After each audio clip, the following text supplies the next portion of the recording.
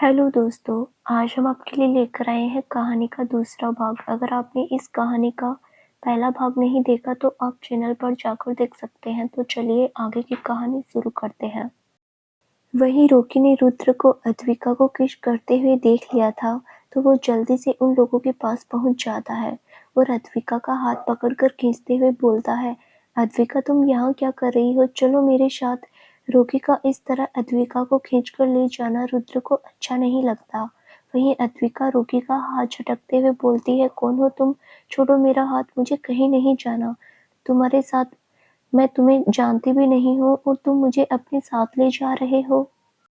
वहीं अद्विका के मुंह से ये सुनकर वो रॉकी को जानती भी नहीं है। रुद्र तुरंत आगे बढ़कर उसे रोक लेता है और बोलता है, तुम उसे नहीं ले जा सकते। तो रॉकी रुद्र से बोलता है, तुम होते कौन हो मुझे उसे ले जाने से रोकने वाले। रॉकी को रुद्र का फेस ठीक से दिखाई नहीं दे रहा था क्योंकि वहां पर थोड़ा अंधेरा था, इसीलिए रुद्र से इसे बिना डरे हुए बात कर रहा था। तभी रुद्र बोलता है, because she is my girl, और मुझे पसंद नहीं कि कोई मेरी चीज को हाथ लगाए। तभी रॉकी बोलता है, ये तुम्हारी कब से हो गई, जहाँ तक मुझे पता है ये यहाँ किसी को जानती भी नहीं है। तभी रुद्र अपनी कोल्ड वॉइस में बोलता है, जब से मैंने इसे किस किया है तब से ये मेरी है। और फिर रॉकी के करीब जाकर गुस्से में बोलता है, तो बेहतर होगा कि तुम उसका हाथ छोड़ दो। अब जाकर रॉकी को रुद्र का चेहरा दिखाई देता है तो डर के मारे उसकी हालत खराब हो जाती है। वो तुरंत अद्विका का हाथ छोड़ देता है। जैसे ही रॉकी अद्विका का हाथ छोड़ता है तो अद्विका तुरंत रुद्र के पीछे जाकर उसका हाथ पकड़कर खड़ी हो जाती है और फिर रुद्र अद्विका का हाथ पकड़कर वहां से अपने साथ ले जाता है। रुद्र के मुंह से ये सब सुनकर उन चारों लोगों को जैसे झटका सा लगता है। तभी रुद्र उन लोगों को चलने के लिए बोलता है। तब जाकर वो लोग अपने सेंस में वापस आते हैं और वहां से गाड़ी की तरफ चले जाते हैं। तभी आदित्य रुद्र से पूछता है, भाई क्या आप इन्हें भाभी को अपने साथ ले जाओगे। तो रुद्र आदित्य को घुरकर देखता है। तभी आदित्य बोलता है, अरे भाई मैं तो ऐसे ही पूछ रहा था, आप लेकर चलिए ना भाभी को हमारे साथ। ये बोलकर वो जल्दी से गाड़ी में बैठ जाता है और फिर वो लोग भी जाकर गाड़ी में बैठ जाते हैं। गाड़ी वहां से चली जाती है। उन लोगों के वहां से जाने के बाद रितिका रॉकी के पास आकर पूछती है, क्या हुआ रॉकी, तुम्हें अद्विका कहीं मिली। तो रॉकी उसी तरह खोए हुए बोलता है, वो तो उसके साथ चली गई। रॉकी की बात सुनकर रितिका हैरानी के साथ रॉकी से पूछती है, रॉकी क्या बोल रहे हो तुम, और अद्विका किसके साथ चली गई। तभी रॉकी होश में आता है और बोलता है, उसे रुद्र सिंह ओबरॉय अपने साथ ले गया। तो रितिका हैरानी के साथ बोलती है, वाट, क्या बकवास कर रहे हो तुम। तो रॉकी बोलता है, मैं बकवास नहीं कर रहा, वो सच में उसी के साथ गई है। वो लोग एक दूसरे से बात कर ही रहे थे। तभी वहां प्राची आ जाती है, जिसे देखकर रितिका अपने आप से ही बोलती है, ये क्या कर रही है, ये यहाँ क्या कर रही है। तभी प्राची रितिका के पास पहुंच जाती है और गुस्से में दांत पीसते हुए बोलती है, रितिका अद्विक कहाँ है, तुमने उसके साथ क्या किया है। तो रितिका बोलती है, मैंने कुछ नहीं किया तुम्हारी अद्विका के साथ, और रही बात उसकी वो कहाँ है तो तुम्हारी जानकारी के लिए बता दूं, वो किसी अमीरजादे के साथ गई है, वो उसे अपने साथ ले गया है। हो सकता है उसका दिल आ गया होगा उस पर। वैसे इन अमीरजादों के दिल का कोई भरोसा नहीं, कब किस पर आ जाए ये कोई नहीं जानता। जब उसका मन तुम्हारी अद्विका से भर जाएगा तो वो तुम्हारी प्यारी अद्विका को छोड़ देगा। तो संभालते रहना तुम अपनी अद्विका को सारी जिंदगी। और सच कहूँ तो मुझे अद्विका को ऐसे देखकर बहुत ज्यादा खुशी होगी, क्योंकि पापा को बहुत भरोसा था ना उस पर। अब जब पापा को पता चलेगा कि वो इतनी रात में किसी अनजान आदमी के साथ गई है, वो भी अकेले, तो उनका भरोसा भी उस पर से खत्म हो जाएगा और वो उससे नफरत करने लगेंगे। तो मैं आसानी से उसे घर से बाहर फेंक दूंगी। रितिका की बात सुनकर प्राची को बहुत गुस्सा आ रहा था, लेकिन इस वक्त उसे अद्विका की चिंता भी हो रही थी। लेकिन इस वक्त प्राची को नहीं पता था कि अद्विका कहाँ है, तो वो इस वक्त कुछ नहीं कर सकती थी। फिर वो वहां से अपने घर के लिए निकल जाती है। प्राची के वहां से जाते ही रितिका के फेस पर एक डेविल स्माइल आ जाती है और वो अपने मन में सोचती है, अब देखो अद्विका, मैं तुम्हारे साथ क्या करती हूँ। और फिर वो अपने घर के लिए निकल जाती है। वहीं अद्विका कार में रुद्र के बगल में बैठी थी और रुद्र बस अद्विका को देख रहा था। कार में एक अजीब सा सन्नाटा पसरा हुआ था। तभी अचानक से अद्विका उठकर रुद्र की गोद में बैठ जाती है। अद्विका को रुद्र की गोद में इस तरह बैठते देख सब लोग हैरान हो जाते हैं। वहीं रुद्र अद्विका को कमर से पकड़ लेता है तो अद्विका भी अपने दोनों हाथों को रुद्र के गले में डाल देती है और अपना सिर रुद्र के गर्दन में छुपा लेती है, जिससे रुद्र को अद्विका की गर्म सांसें अपनी गर्दन पर महसूस हो रही थी, जिससे रुद्र का अपने आप पर से कंट्रोल खोता जा रहा था। तभी रुद्र अपना माइंड डाइवर्ट करने के लिए अद्विका से पूछता है, तुम्हारा नाम क्या है? रुद्र का सवाल सुनकर अद्विका रुद्र के चेहरे को देखते हुए बोलती है, मेरा नाम अद्विका है और प्यार से मुझे अद्वि बुलाते हैं। अद्विका ये सब मुस्कुराते हुए बोल रही थी, जिससे रुद्र की नज़र अद्विका के गुलाबी होठों पर जाती है। रुद्र का मन अद्विका को एक बार फिर किस करने का कर रहा था, लेकिन जल्दी ही वो अद्विका के होठों से अपनी नज़र हटा लेता है।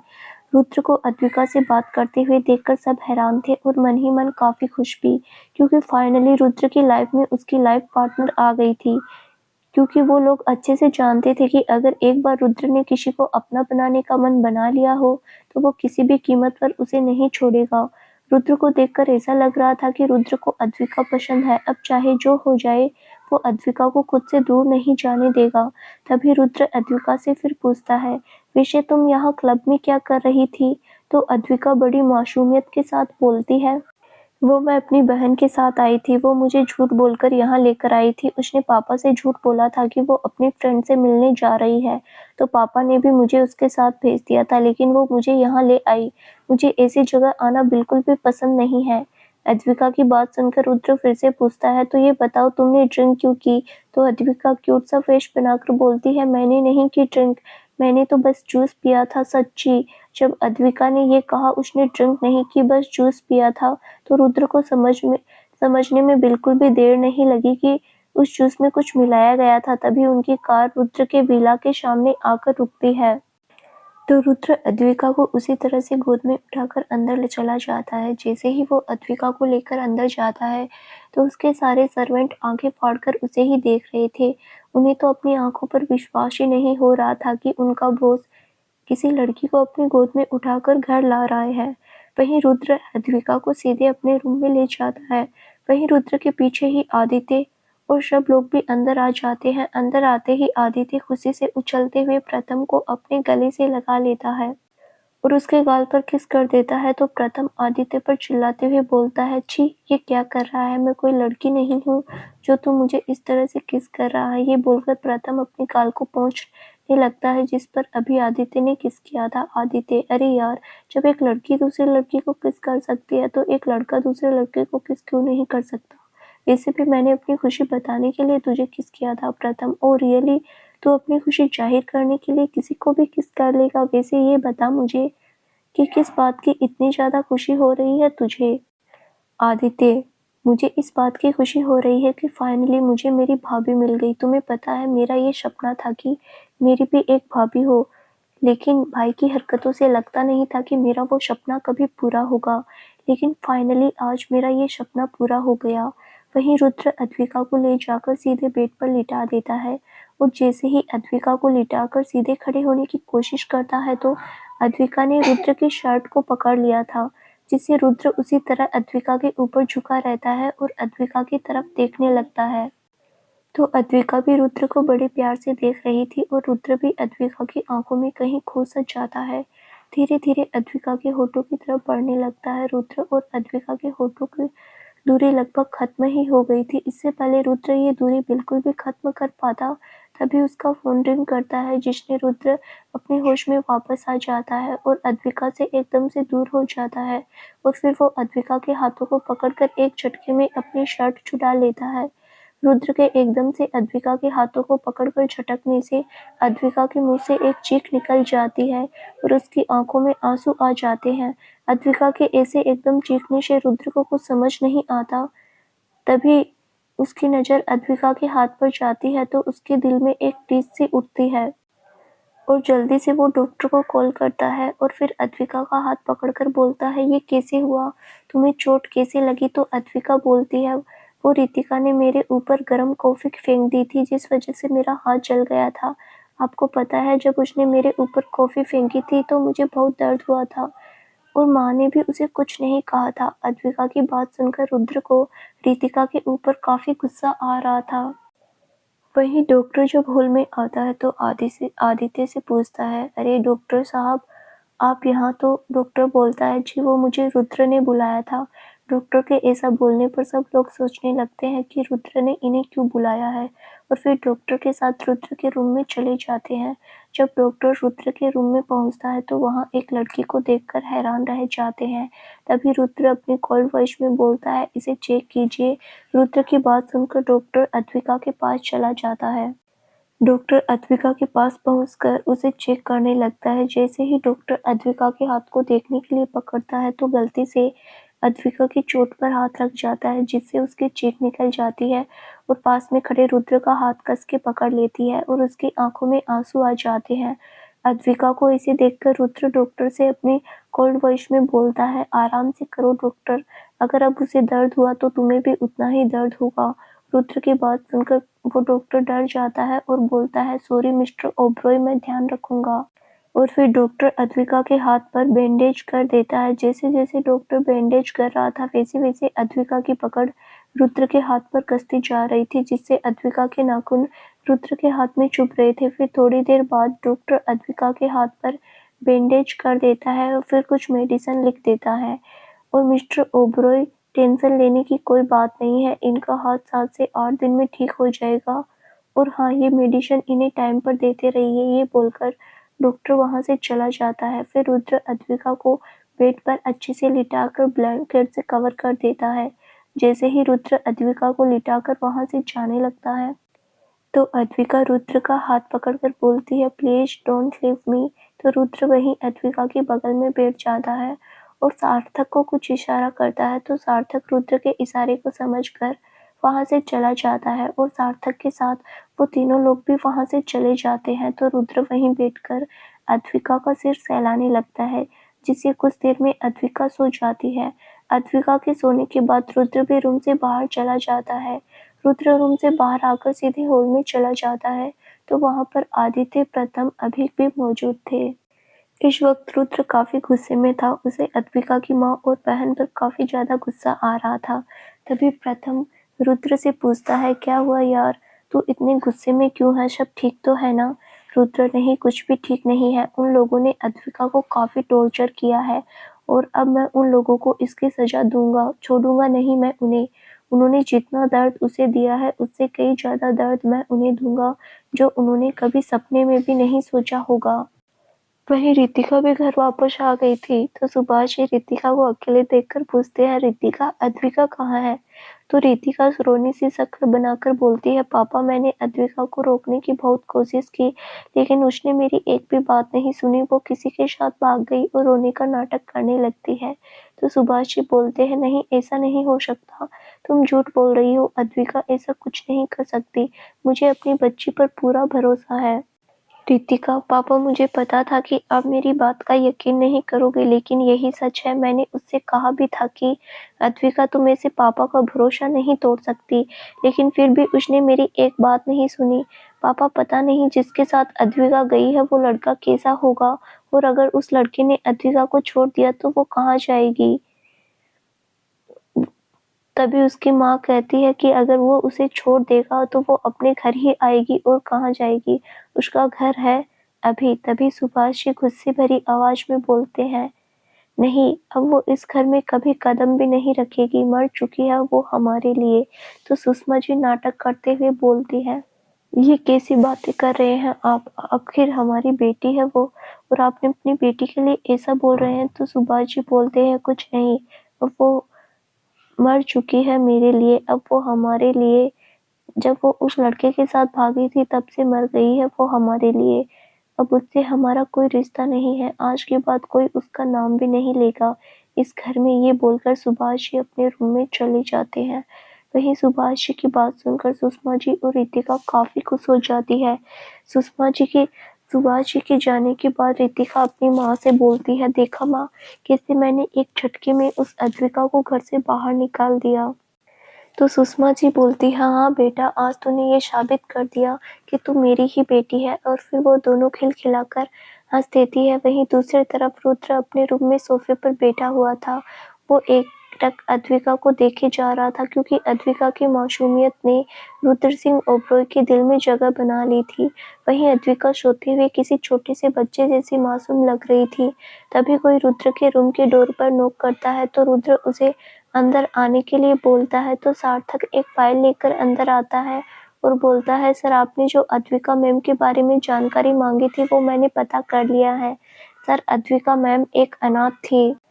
मिस्टर सुभाष और उनकी पत्नी ने उन्हें एक अनाथ आश्रम से गोद लिया था। मिस्टर सुभाष की पत्नी मैडम को अपनी सगी बेटी की तरह ही प्यार करती थी। उन्हें कभी ये पता नहीं चलने दिया कि वो उनकी सगी बेटी नहीं है, और फिर 2 साल बाद उनकी मौत हो गई। उनकी मौत के बाद मिस्टर सुभाष भी मैडम से बहुत प्यार करते थे। उन्होंने भी मैडम को माँ और बाप दोनों का प्यार दिया, लेकिन मैडम की जिद थी कि उन्हें मम्मा भी चाहिए, इसलिए उन्होंने दूसरी शादी कर ली। उनकी दूसरी वाइफ का नाम सुषमा है। जब मिस्टर सुभाष ने सुषमा से शादी की तब उनकी बेटी भी थी, बिल्कुल मैडम की उम्र की। मिस्टर सुभाष ने सुषमा से ये सोचकर शादी की थी कि वो मैडम को एक माँ का प्यार दे पाएगी, क्योंकि उनकी खुद की एक बेटी थी जिसे वो बहुत प्यार करती थी, तो शायद शादी के बाद वो मैडम को भी उतना ही प्यार देगी, लेकिन ऐसा कुछ नहीं हुआ। उन्होंने मैडम को कभी माँ का प्यार नहीं दिया, बल्कि हमेशा टॉर्चर किया। सुभाष जी के सामने हमेशा ऐसे दिखाती थी कि वो मैडम से बहुत प्यार करती है। सार्थक के मुंह से ये शब्द सुनकर रुद्र को काफी ज्यादा गुस्सा आ रहा था। तभी रुद्र सार्थक से बोलता है, पता करो कल हमसे मिलने से पहले अद्विका के साथ में क्लब में क्या हुआ। तो सार्थक ओके बोलकर वहां से चला जाता है। वहीं रुद्र सोफे से खड़े होकर अद्विका के पास आकर बेड पर बैठ जाता है और प्यार से उसके सिर पर हाथ फेरने लगता है और खुद से बोलता है, आज के बाद तुम्हें कोई भी तकलीफ सहने की जरूरत नहीं है। मैं तुम्हें कभी भी किसी को भी तुम्हें चोट पहुंचाने नहीं दूंगा।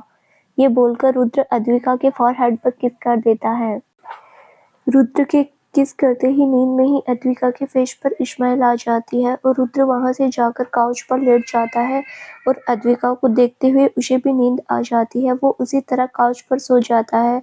सुबह रुद्र की नींद अद्विका से पहले खुल जाती है। वो रेडी होकर उनसे बाहर चला जाता है। रुद्र जब हॉल में पहुंचता है तो देखता है सब लोग वहीं बैठे थे, तो रुद्र भी वहां जाकर बैठ जाता है। फिर सार्थक से बोलता है, सार्थक, तुम अद्विका को यूज करने के लिए जितना भी सामान चाहिए वो लाकर रूम में रखवा देना। रुद्र की बात सुनकर आदित्य बोलता है, भाई, क्या भाभी अब हमारे साथ ही रहेगी? वो अपने घर नहीं जाएगी? तो रुद्र बोलता है, नहीं, अब वो हमारे साथ ही रहेगी। मैं उसे यहाँ से कहीं नहीं जाने दूंगा। आदित्य, भाई, लेकिन उन्होंने यहाँ रहने का मना कर दिया। तो कल तो वो नशे में थी इसलिए हमारे साथ आ गई। जब उन्हें होश आएगा तो क्या वो हमारे साथ रहना चाहेगी? रुद्र, चाहे वो रहना चाहे या ना रहना चाहे, उसे यहीं रहना पड़ेगा। मैं उसे दोबारा उस नर्क में नहीं जाने दूंगा जहाँ उसके साथ जानवरों से बददस्तूर सलूक किया जाता है। आदित्य, तो क्या भाई आप उन्हें जबरदस्ती यहाँ रखेंगे? रुद्र, अगर मुझे उसे जबरदस्ती यहाँ रखना पड़ेगा तो मैं वो भी करूँगा, लेकिन खुद से दूर नहीं जाने दूंगा। इधर अद्विका सोकर उठती है तो उसके सिर में काफी दर्द हो रहा था, तो वो अपना सिर पकड़कर बैठ जाती है। तभी वो अपने चारों तरफ देखती है तो वो अपने आप को किसी अनजान जगह पर पाती है। अद्विका इधर उधर देख ही रही थी, तभी उसकी नज़र दीवार पर जाती है तो वो एकदम से चिल्लाते हुए बेड से कूद जाती है और जल्दी से दरवाजा खोलकर वहां से नीचे की तरफ भागती है। वहीं अद्विका के इस तरह चिल्लाने पर सब लोग डर जाते हैं। जैसे ही वहां से जाने के लिए मुड़ते हैं तभी अद्विका उन्हें सीढ़ियों से नीचे आते हुए दिखती है। वो बिना आगे पीछे देखे हुए भागी जा रही थी। तभी वो रुद्र से टकरा जाती है और उसके सीने में अपना चेहरा छुपाते हुए बोली, प्लीज प्लीज प्लीज मुझे बचा लीजिए। तो रुद्र अद्विका से पूछता है, क्या हुआ, तुम ऐसे चिल्ला क्यों रही हो और किससे बचा लूं? तो अद्विका उसी तरह अपना सिर छुपाते हुए बोलती है, वो रूम में चिपकली है। तो रुद्र के मुंह से बस यही निकलता है, वाट? अद्विका, हाँ, वहाँ बहुत बड़ी चिपकली है और मुझे चिपकली से बहुत डर लगता है। प्लीज आप उसे भगा दीजिए। अद्विका के इसे बोलने पर सब लोगों को रुद्र पर हंसी आ रही थी। वो लोग यही सोच रहे थे कि जिस इंसान ने अपने हाथ से खुद कभी पानी तक नहीं लिया वो अब चिपकलियां भगाएगा। वहीं रुद्र एक सर्वेंट को बुलाता है और अपनी कोल्ड वॉइस में बोलता है, जाओ जाकर देखो मेरे रूम में चिपकली कहाँ से आई और भगाओ उसे। अगर वो चिपकली दोबारा मेरे रूम में दिखी तो तुम इस घर में नहीं दिखोगे, समझे? रुद्र की बात सुनकर सर्वेंट घबरा जाता है और जल्दी से वहां से रुद्र के रूम में चला जाता है। फिर रुद्र अद्विका से बोलता है, तुम्हें घबराने की जरूरत नहीं है, अभी वो चिपकली यहाँ नहीं है। तो अद्विका रुद्र से अलग हो जाती है। जब वो रुद्र और बाकी सब लोगों को वहाँ देखती है तो घबरा जाती है और घबराते हुए 2 कदम पीछे हो जाती है। फिर डरते हुए बोलती है, आप लोग कौन हो और मैं कहाँ हूँ? तभी आदित्य अद्विका के पास जाते हुए बोलता है, डोंट वरी, अभी हमारे घर पर हो। आदित्य को अपने पास आते देखकर अद्विका डरकर और पीछे हो जाती है। इस वक्त उसके चेहरे पर डर साफ दिखाई दे रहा था। तभी उसे आदित्य को देखकर याद आता है, ये वही लड़का है जो उस दिन उन लोगों के साथ था जिन्होंने मेरी हेल्प की थी। तो अद्विका आदित्य को देखकर बोलती है, आप तो वही हो ना जिसने उस दिन मेरी हेल्प की थी? तो आदित्य मुस्कुराते हुए बोलता है, हाँ मैं वही हूँ। थैंक गॉड आपने मुझे पहचान लिया, नहीं मुझे तो लगा था कि आप मुझे पहचानोगे ही नहीं। तो अद्विका बोलती है, अरे ऐसे कैसे नहीं पहचानती, आपने मेरी हेल्प की थी। और अद्विका अपनी हेल्प करने वालों को कभी नहीं भूलती। लेकिन आपके साथ तो और भी लोग थे ना जिन्होंने उन लड़कों को पीटा था। तो आदित्य बोलता है, हाँ और वो लोग भी यही हैं।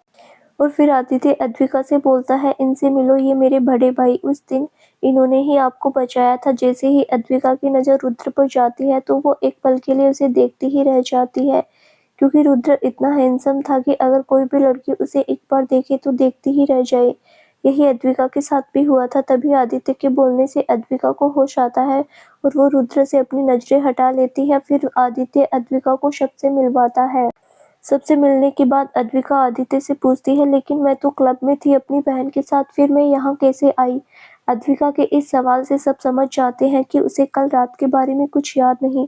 तो आदित्य बोलता है, कल रात आप नशे में थी और छुपी हुई थी, तो आप गलती से हमारे साथ आ गई थी। तो अद्विका बोलती है, लेकिन मैं तो शराब नहीं पी, मैंने बस जूस पिया था। तो आदित्य बोलता है, हो सकता है कि किसी ने आपके जूस में कुछ मिला दिया हो। आदित्य की बात सुनकर अद्विका बोलती है, लेकिन मेरे जूस किसने मिलाया होगा, मुझे तो वो जूस रितिका ने दिया था। तो आदित्य बोलता है, हो सकता है उसने ही कुछ मिलाया हो। तो अद्विका बोलती है, नहीं नहीं, वो ऐसा क्यों करेगी, वैसे भी वो जूस वो अपने लिए लेकर आई थी। तभी अद्विका को कुछ याद आता है। वो आदित्य से बोलती है, वो मुझे घर जाना है, तो प्लीज क्या आप मुझे मेरे घर छोड़ देंगे? इससे पहले कोई कुछ बोलता सभी को रुद्र की कोल्ड वॉइस सुनाई देती है, नहीं तुम अब कहीं नहीं जाओगी, तुम यहीं रहोगी हमारे साथ, तो अपने घर जाने के बारे में सोचना भी मत। रुद्र की बात सुनकर अद्विका हैरानी से रुद्र की तरफ देखती है और बोलती है, आप कहना क्या चाहते हैं कि मैं अपने घर नहीं जाऊंगी? क्यों नहीं जाऊंगी मैं अपने घर रुद्र? क्योंकि आज से तुम यहीं रहोगी हमारे साथ और तुम चाहकर भी यहाँ से नहीं जा सकती। क्यों? मैं क्यों नहीं जा सकती? मुझे नहीं रहना यहाँ, मुझे मेरे घर जाना है, मुझे मेरे पापा के पास जाना है, प्लीज मुझे जाने दीजिए। ये बोलते हुए अद्विका की आंखें नम हो जाती है। रुद्र अद्विका के साथ कोई जबरदस्ती नहीं करना चाहता था, लेकिन अद्विका की जिद ने उसे मजबूर कर दिया था। तो वो अद्विका से गुस्से में बोलता है, भूलो मत कि उस दिन मैंने तुम्हारी जान बचाई थी उन लड़कों से, तो उस हिसाब से मेरा तुम्हारे ऊपर एहसान है। और हाँ, कल रात को भी तुम्हें बचाया था, तो अब तुम्हारी जिंदगी मेरी है, तो मैं जैसा चाहूँगा तुम्हें वैसा ही करना पड़ेगा। अगर तुमने मेरी बात नहीं मानी तो जिंदगी मैंने तुम्हें दी है वो मैं छीन भी सकता हूँ, तो बेहतर होगा तुम मेरी बात चुपचाप मान लो। जाओ, जिस रूम से अभी आई हो वहाँ जाकर आराम करो। रुद्र की बात सुनकर अद्विका डर जाती है और वो चुपचाप वहाँ से भाग जाती है। अद्विका के जाते ही प्रथम रुद्र से पूछता है, रुद्र ये क्या था, तूने ये सब क्यों बोला, कितना डर गई थी वो? तो रुद्र बोलता है, अगर मैं उसे ये सब नहीं बोलता तो अभी वो यहाँ से जाने की जिद कर रही होती। अब डर की वजह से सही यहाँ रहेगी तो सही, वैसे भी कुछ दिनों में उसे यहाँ रहने की आदत भी पड़ जाएगी। वहीं अद्विका रूम में जाकर दरवाजा बंद कर देती है और चुपचाप जाकर बेड पर बैठ जाती है। इस वक्त अद्विका की आंखें नम थी। वो अपने आप से बोलती है, मुझे कुछ भी करके यहाँ से भागना होगा, नहीं तो वो हैंडसम राक्षस मुझे मार डालेगा। और तो और पापा को भी मेरी टेंशन हो रही होगी, मुझे यहाँ से जाना ही होगा, लेकिन मैं यहाँ से जाऊंगी कैसे? यहाँ से निकलने में मेरी कौन हेल्प करेगा? अद्विका बेड पर बैठकर ये सब सोच ही रही थी। तभी कोई रूम के डोर पर नॉक करता है। तो अद्विका जाकर दरवाजा खोलकर देखती है तो सामने सार्थक खड़ा था। सार्थक को देखकर अद्विका तुरंत दरवाजा बंद कर देती है और अपने आप से बोलती है, लगता है हैंडसम राक्षस ने मुझे मारने के लिए इसे भेजा है, लेकिन मैं भी स्मार्ट हूँ, मैं भी दरवाजा नहीं खोलूंगी। वहीं सार्थक अद्विका के इस तरह दरवाजा बंद करने से हैरान था, तो वो फिर से डोर नॉक करता है, लेकिन अद्विका दरवाजा नहीं खोलती। तो सार्थक वहां से नीचे चला जाता है। सार्थक को सामान के नीचे आते देखकर आदित्य सार्थक से पूछता है, क्या हुआ सार्थक, तुम तो ये सामान भाभी के रूम में रखने गए थे, तो वापस क्यों ले आए? तो सार्थक बोलता है, हाँ मैं ये सामान वहीं रखने गया था, लेकिन मैडम दरवाजा खोला और तुरंत बंद कर दिया। जब मैंने दोबारा नॉक किया तो उन्होंने डोर ओपन ही नहीं किया। आदित्य, लेकिन उन्होंने तुम्हारे मुंह पर दरवाजा क्यों बंद कर दिया? सार्थक, पता नहीं, उन्होंने मुझसे कुछ बोला ही नहीं, बस देखकर दरवाजा बंद कर दिया। आदित्य, हो सकता है उन्हें तुम्हारी शक्ल पसंद नहीं आई हो, इसलिए दरवाजा बंद कर दिया हो। आदित्य की बात सुनकर सार्थक कुछ नहीं बोलता। तभी रुद्र सार्थक से बोलता है, तुम चलो मेरे साथ, मैं देखता हूँ कि डोर ओपन क्यों नहीं कर रही है। तभी आदित्य रुद्र को रोकते हुए बोलता है, एक मिनट भाई, आप ऊपर नहीं जाओगे। आदित्य के इस तरह रोकने पर रुद्र उसे घूरकर देखता है, मानो बोल रहा हो कि तुम मुझे क्यों रोक रहे हो। तो आदित्य बोलता है, भाई मैं आपके इसलिए रोक रहा हूँ कि आपने उन्हें पहले ही बहुत डरा दिया है। अगर आप वहां जाएंगे तो हो सकता है वो और भी ज्यादा डर जाए, तो आप यहीं रुकिए, मैं देख कर आता हूँ। आदित्य की बात मानकर रुद्र रुक जाता है और वहां से स्टडी रूम में चला जाता है। वहीं आदित्य के साथ प्रथम अभिक सार्थक भी चले जाते हैं। आदित्य अद्विका के रूम के पास पहुंचकर डोर नॉक करता है, लेकिन अंदर से अद्विका कोई रिस्पॉन्स नहीं देती। तभी आदित्य प्यार से बोलता है, हेलो फ्रेंड, इट्स मी आदि, प्लीज आप दरवाजा खोल दो, मुझे आपसे कुछ बात करनी है। और हाँ, आपको घर भी मैं ले चलूंगा। घर जाने की बात सुनकर अद्विका जल्दी से दरवाजा खोल देती है। तो आदित्य अंदर आते हुए अद्विका से पूछता है, क्या हुआ, आप दरवाजा क्यों नहीं खोल रही थी? तो अद्विका बोलती है, वो मैं डर गई थी। तो आदित्य पूछता है कि आप किस बात से डर गई थी? तो अद्विका सार्थक की तरफ इशारा करते हुए बोलती है, मुझे लगा कि हैंडसम राक्षस ने इन्हें मुझे मारने के लिए भेजा है। अद्विका की बात सुनकर सब हैरानी से एक साथ बोलते हैं, हैंडसम राक्षस? अद्विका की बात सुनकर सब एक साथ हैरानी से बोलते हैं, हैंडसम राक्षस? तो अद्विका अपना सिर हाँ में हिलाते हुए बोलती है, हाँ वो जो नीचे था, जिसने मुझे डराया भी था, वो ही तो है। तो आदित्य बोलता है, राक्षस तो समझ आता है, लेकिन ये हैंडसम राक्षस क्या है? तो अद्विका बोलती है, अरे वो हैंडसम है ना, और राक्षस भी, इसीलिए मैं उसे हैंडसम राक्षस बुलाती हूँ। अद्विका की बात सुनकर आदित्य बोलता है, आप हमारे सामने तो उन्हें राक्षस बुला सकती हैं, लेकिन प्लीज कभी उनके सामने मत बुलाना, वरना वो आपको सच में मार डालेंगे। और हाँ, सार्थक आपको यहाँ मारने नहीं आया था, वो तो आपको यहाँ सामान देने आया था। तो आपको उससे डरने की कोई ज़रूरत नहीं है। इनफैक्ट आपको हमसे किसी से भी डरने की ज़रूरत नहीं है, हम सब आपके दोस्त हैं। आदित्य की बात सुनकर अद्विका खुश होते हुए बोलती है, सच्ची, आप सच में मेरे दोस्त हो? तो आदित्य हाँ में अपना सिर हिला देता है। अद्विका, लेकिन मुझे तो आप लोगों के नाम भी नहीं पता। तो आदित्य सबकी तरफ इशारा करते हुए सबका नाम बोलता है।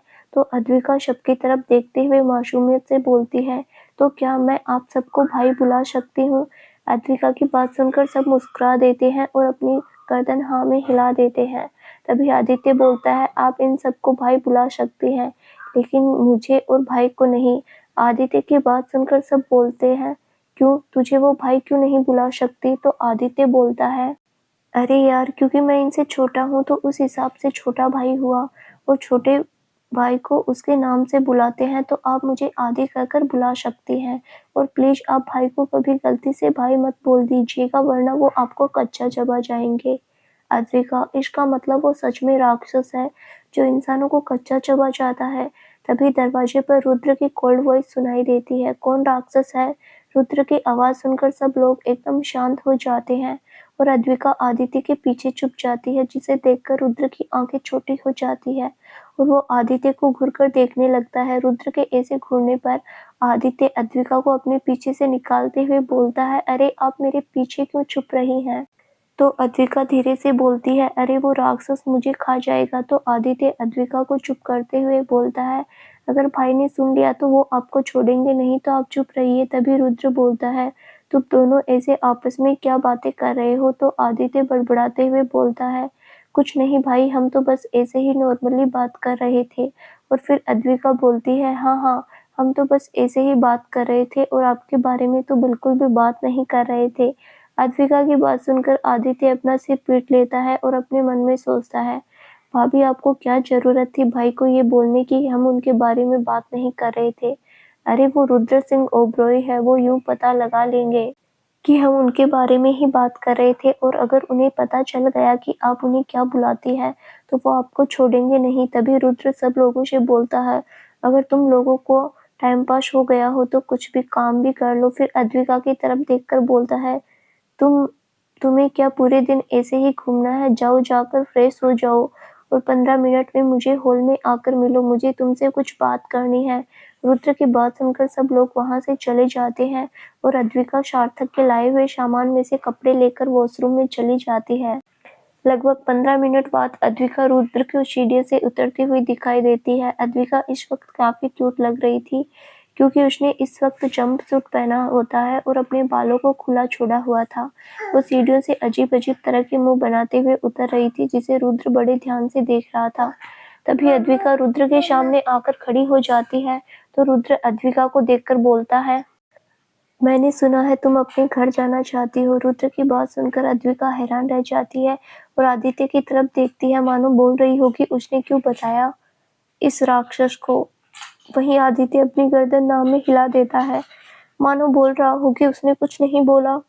तभी रुद्र अद्विका से बोलता है, मैंने तुमसे कुछ पूछा है, बोलो तुम अपने घर जाना चाहती हो। रुद्र की बात सुनकर अद्विका जल्दी से अपनी गर्दन हाँ में हिला देती है। अद्विका की हाथ सुनकर रुद्र बोलता है, ठीक है, मैं तुम्हें तुम्हारे घर जाने दूंगा। रुद्र के मुंह से ये सुनकर कि वो अद्विका को उसके घर जाने देगा, सब लोग हैरान थे। वहीं अद्विका के फेस पर खुशी साफ दिखाई दे रही थी। तभी रुद्र फिर बोलता है, लेकिन मेरी एक शर्त है।